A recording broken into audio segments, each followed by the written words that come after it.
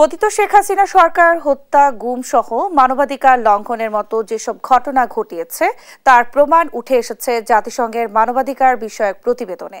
ট্রাইব্যুনালে তদন্ত শেষে চলতি মাসের শেষে অথবা আগামী মাসের শুরুতে শেখ হাসিনার বিচার শুরুর কথা জানান প্রধান উপদেষ্টা।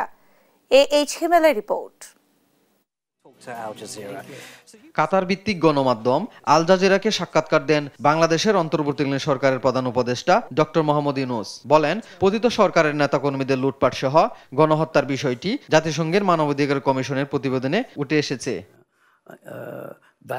সাক্ষাৎকারে বাংলাদেশের নির্বাচন সংস্কার, পতিত শেখ হাসিনা সরকারের অনিয়ম, দুর্নীতি বিচার সহ সম্প্রতি চীন সফর নিয়ে কথা বলেন তিনি।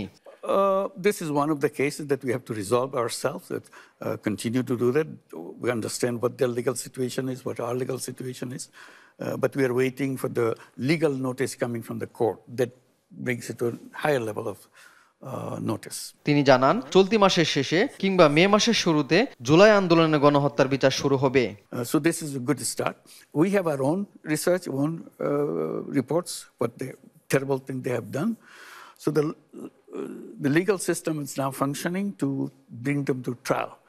So the trial thing will start very soon, probably at the end of this month or the beginning of next month. ভারতে অবস্থানরত শেখ হাসিনাকে ফেরত পাঠাতে চিঠি দেওয়ার পাশাপাশি বিমস্টেক সম্মেলনে দেশটির প্রধানমন্ত্রীকে আহ্বান জানানোর কথাও জানান doctor Mohammad Yunus.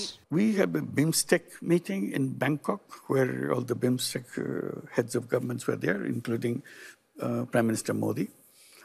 I had a discussion with Prime Minister Modi, and I made it very clear that, okay, if you want to keep her, that probably is not something that I can settle with you.